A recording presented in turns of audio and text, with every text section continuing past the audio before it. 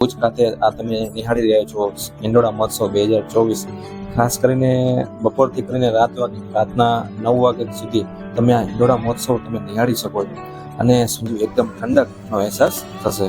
અને મંદિરની અંદર ખાસ કરીને હિંડોળા મહોત્સવ દરમિયાન તમને આ રીતનું સુંદર મજાનું આખું મંદિર લાઇટિંગ અને પડદાથી સુશોભિત થયેલું જોવા મળશે. તો મિત્રો, હવે આપણે આવી ગયા છીએ અંજારમાં આવેલ સ્વામિનારાયણ મંદિર સિટી કોર્ટ સાથે બી તમે અહીંયા આગળ સેલ્ફી લેવાનું ચૂકતા નહીં.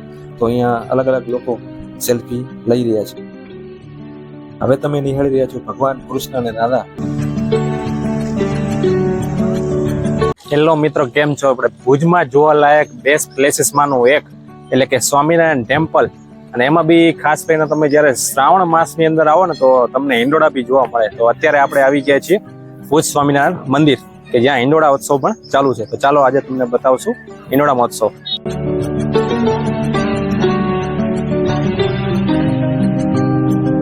તો મિત્રો, આ તમે જોઈ શકો છો સ્વામિનારાયણ મંદિર કે જે ભુજ ખાતે આવેલું છે. તમે એક દિવસ માટેની ટ્રીપ વિચારતા હો તો બેસ્ટ પ્લેસીસમાંનું એક કે જે ભુજની અંદર આવેલું છે આદિનાથ મંદિર, પછી તમે આ જગ્યાએ ચોક્કસ વિઝિટ કરી શકો છો. ખાસ કરીને ભુજની અંદર આસ્થાનું પ્રતીક અને સ્વામિનારાયણ ભગવાનનું ટેમ્પલ એટલે કે ભુજની અંદર સ્વામિનારાયણ ટેમ્પલ તમે જોઈ શકો છો કેવું મંદિર છે, આખું ડેકોરેશન કરવામાં આવ્યું છે.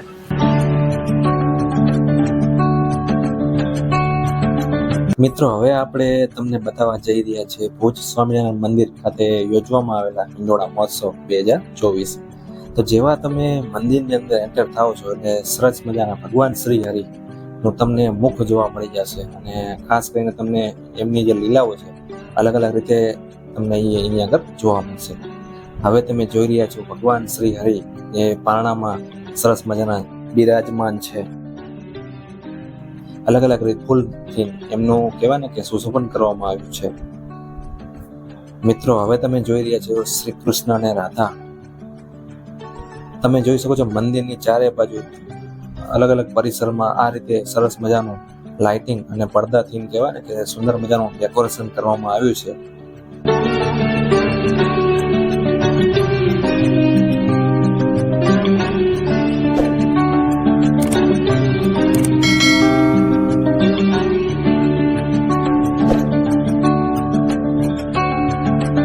મિત્રો, ખાસ કરીને હિંડોળા મહોત્સવ શ્રાવણ મહિનામાં યોજાતા હોય છે અને દરેક લોકો સ્વામિનારાયણ મંદિરની મુલાકાત કરતા હોય છે. અને ભુજ ખાતે આ તમે નિહાળી રહ્યા છો હિંડોળા મહોત્સવ 2024. ખાસ કરીને બપોરથી કરીને રાતના 9 વાગ્યા સુધી તમે આ હિંડોળા મહોત્સવ તમે નિહાળી શકો છો. અને સુંદર મજાની જે લાઇટિંગ છે એ જોવાનો જે આનંદ છે અને જે દર્શન કરવાની જે મજા આવે એવું લાગે કે જાણે ભગવાન શ્રી હરિને આપણે સાક્ષાત પામ્યા હોય એવો જ તમને અહેસાસ ભુજ સ્વામિનારાયણ મંદિર ખાતે તમને થશે.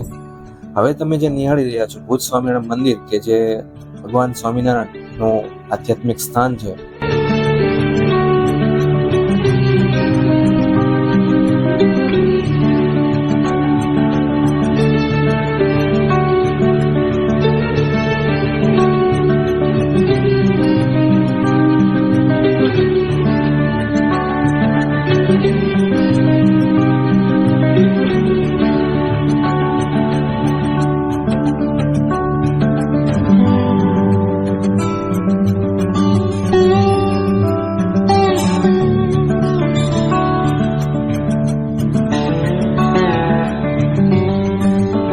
મિત્રો, અહીં અલગ અલગ રીતે તમને ભગવાન સ્વામિનારાયણ અને ઘનશ્યામ મહારાજ તમને અલગ અલગ કૃતિ જોવા મળશે. સાથે સાથે હવે તમે જોઈ શકો છો ફળ ફૂલ અલગ અલગ રીતે ભગવાનનું કહેવાય ને કે ડેકોરેશન કરવામાં આવ્યું છે, સુશોભન કરવામાં આવ્યું છે. ભગવાન અને સાક્ષાત હાજર હોય એ રીતે હિંડોળા મહોત્સવમાં તમને અહીંયા આગળ જોવા મળશે.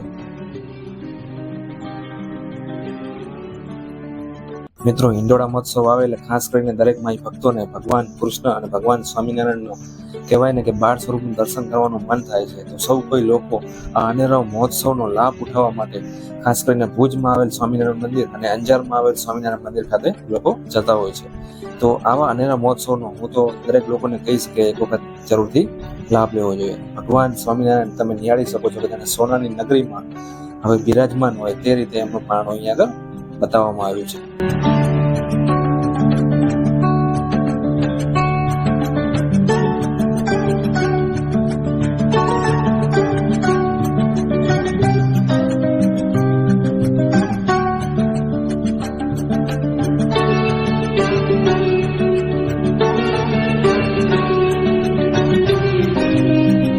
મિત્રો, આ તમે નિહાળી રહ્યા છો ભુજ સ્વામિનારાયણ મંદિરનો પરિસરનો ભાગ.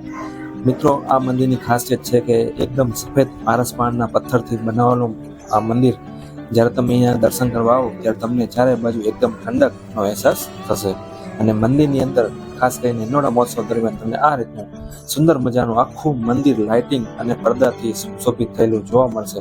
તો ભગવાન સ્વામિનારાયણ અને કૃષ્ણ ભગવાનના દર્શન કરવા હિંડોળા મહોત્સવ 2024નો લાભ ચોક્કસથી લેજો.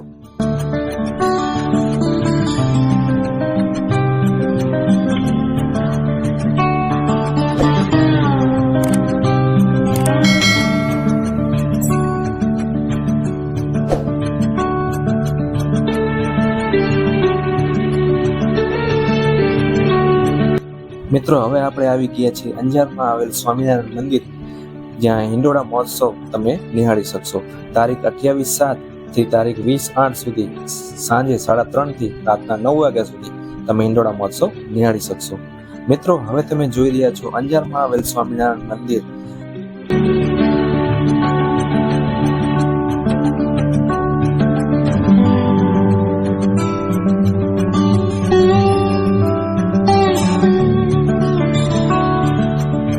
તમે જોઈ શકો છો મિત્રો, કેટલા બધા માઈ ભક્તો ખાસ કરીને હિંડોળા મહોત્સવ નિમિત્તે સ્વામિનારાયણ મંદિરના દર્શન કરવા આવી રહ્યા છે. અને ખાસ કરીને મંદિરની જે વિશેષતાની વાત કરું તો તમે જોઈ શકો છો, અહીંયા બી અંજારની ઓળખ ઊભી થાય એ રીતનું અંજાર જે નામ જેનાથી પ્રખ્યાત છે એવું કહેવાય કે છરી, ચુપ્પા અને સશસ્ત્રથી બી ભગવાન સ્વામિનારાયણ અને ઘનશ્યામ મહારાજનું કે જે પારણું અહીં સુશોભિત કરવામાં આવ્યું છે, એ જાણે કે આપણું મન મોહી લે એવી રીતનું તમને દર્શન કરવા મળશે.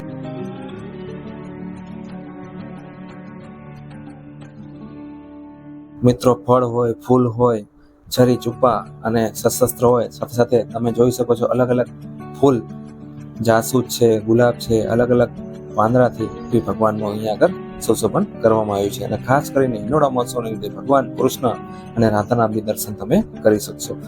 મિત્રો, સ્વામિનારાયણ મંદિરની ખાસિયત તો તમે જાણો છો કે અલગ અલગ સ્તંભ આ રીતના તમને મંદિરની અંદર જોવા મળશે. અને ખાસ કરીને એક અલૌકિક શાંતિનો જો અહેસાસ તમને આ મંદિરની અંદર ચોક્કસથી થશે.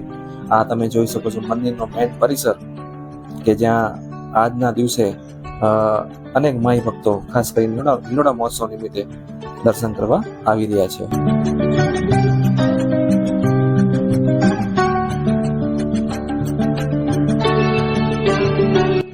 મિત્રો, અંજાર સ્વામિનારાયણ મંદિર ખાતે ભગવાન સ્વામિનારાયણ અને ઘનશ્યામ મહારાજની અલગ અલગ લીલાઓની કૃતિઓ બી તમને અહીંયા આગળ જોવા મળશે. મિત્રો, અત્યારે તમે નિહાળી રહ્યા છો ભગવાન ઘનશ્યામ મહારાજ કે જેના ઉપર જાણે જળ અભિષેક થતો હોય અને ભગવાન સ્વામિનારાયણમાં જાણે સાક્ષાત બિરાજમાન હોય તે રીતનું તમને અહીંયા આગળ જોવા મળશે.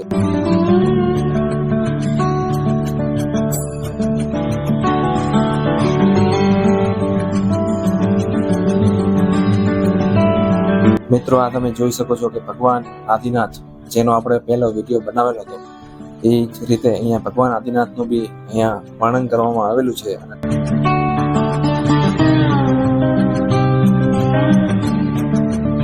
મિત્રો, આ તમે જોઈ શકો છો સેલ્ફી ઝોન કે જ્યાં અલગ અલગ કહેવાય ને કે પોઝિટિવ કોટ સાથે બી તમે અહીંયા આગળ સેલ્ફી લેવાનું ચૂકતા નહીં. તો અહીંયા અલગ અલગ લોકો સેલ્ફી લઈ રહ્યા છે. હવે તમે નિહાળી રહ્યા છો ભગવાન કૃષ્ણ અને રાધા કે જે કહેવાય ને કે પારણા ઉપર બિરાજમાન છે અને લોકો એમને ઝુલાવી રહ્યા છે. મિત્રો, હવે તમે નિહાળી રહ્યા છો ભગવાન શ્રી કૃષ્ણની બાળપણની ગોવર્ધન લીલા કે જેમાં ભગવાન શ્રી કૃષ્ણએ બાળપણમાં ટચલી આંગળીએ ગોવર્ધન પર્વત ઉચકી ભગવાન ઇન્દ્રના કોપથી આ ગામને બચાવ્યા હતા.